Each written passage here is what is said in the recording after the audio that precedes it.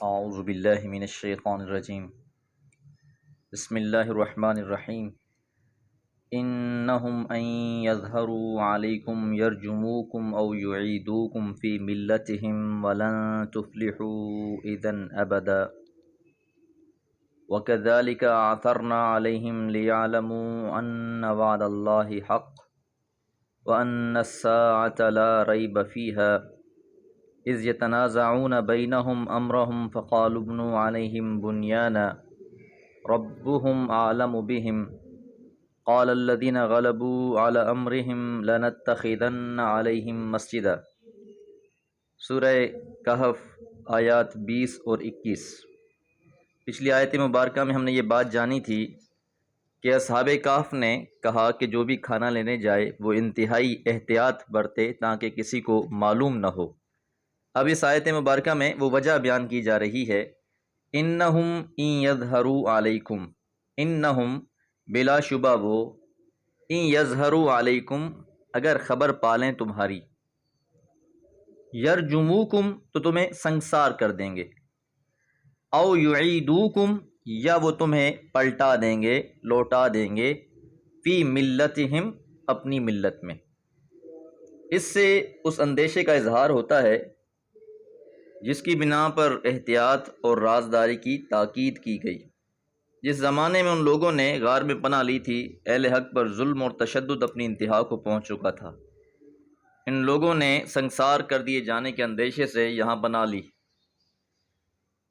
اسی اندیشے کو پیش نظر رکھتے ہوئے یہ فرمایا کہ کہیں ان لوگوں کو پتہ چلا تو یا تو پھر وہ سنگسار کر دیں گے یا پھر ہمیں اتنا مجبور کر دیں گے کہ ہمیں اپنے دین میں دوبارہ سے لوٹا دیں، اور اگر ایسا ہو گیا وَلَن تُفْلِحُوا تو تم ہرگز فلاح نہیں پاؤ گے، اِذًا ابدا تب تو کبھی بھی، کہ اگر ان کی شدت عذاب کی وجہ سے مرتد ہو گئے اور اس دین حق کو چھوڑ بیٹھے تو پھر تو کبھی بھی ہم فلاح نہیں پائیں گے۔ وَكَذَلِكَ أَعْثَرْنَا عَلَيْهِمْ ہم نے مطلع کر دیا علیہم ان کے بارے میں، لِيَعْلَمُوا تاکہ وہ جان لیں، ان وعد اللہ یقیناً اللہ تعالیٰ کا وعدہ حق ہے، سچ ہے۔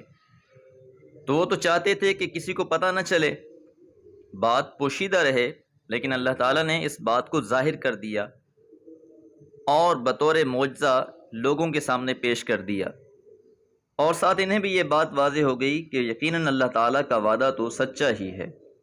وَأَنَّ السَّاعَةَ اور یقیناً قیامت، لا ریب فیہا اس میں کوئی شک نہیں۔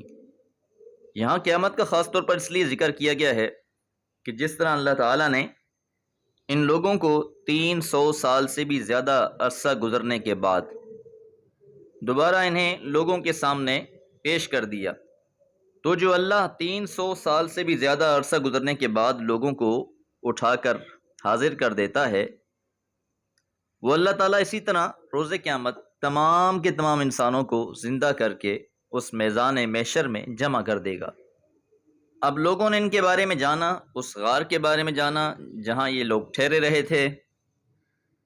ان اصحاب کہف کی زندگی لوگوں کی نگاہوں میں ایک عجوبہ بنی، اور مرنے کے بعد یہ تمام خلق کا مرجع بن گئے۔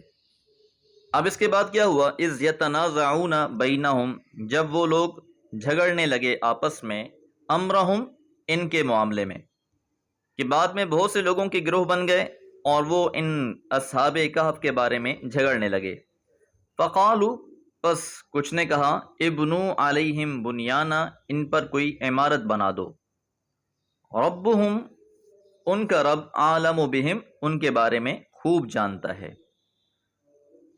یہاں سے قرآن مجید نے اس انقلاب حال کی طرف اشارہ فرمایا ہے جو ان کی وفات کے بعد ہوا، کہ ایک دن تو یہ تھا کہ جب یہ بیچارے سنگسار کر دیے جانے کے ڈر سے ایک غار میں چھپے ہوئے تھے، یا پھر وہ دن آیا ہے کہ لوگ ان کے ساتھ نسبت حاصل کرنے کے لیے آپس میں جھگڑنے لگے ہیں۔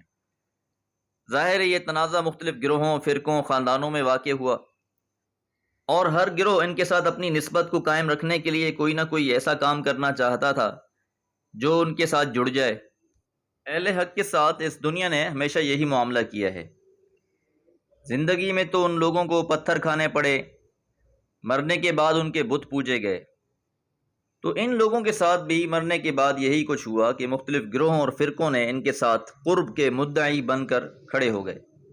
ایک گروہ کی رائے یہ تھی کہ ان کے مذہب اور مسلک کا معاملہ تو اللہ کے حوالے، البتہ ان کی یادگار میں ایک مسجد بنائیں گے، اور پھر وہی غالب رہے۔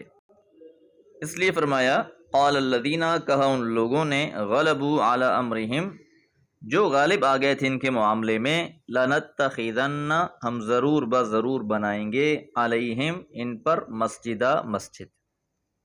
تو یہاں پر قرآن مجید نے ان لوگوں کی یادگار کو مسجد سے تعبیر کر کے یہ حقیقت واضح کی ہے کہ یہ موحد اور خدا پرست لوگ تھے، اس وجہ سے انہوں نے اللہ کی عبادت کا گھر بنایا۔ یہاں یہ بات بھی ملحوظ رہے کہ یہود و نصارہ کے عبادت خانے بھی اصل میں عبادت گاہیں ہی تھیں۔ ان میں خرابی تو اس وقت پیدا ہوئی جب ان قوموں نے مشرکانہ عقائد اختیار کیے اور اپنے معبدوں کو شرک سے آلودہ کیا۔ اللہ تعالی ہمیں بھی اپنے گھروں کو آباد کرنے والا اور ہر قسم کے شرک اور بدعات سے محفوظ رکھنے والا بنائے۔ وما علیہ الا البلاغ۔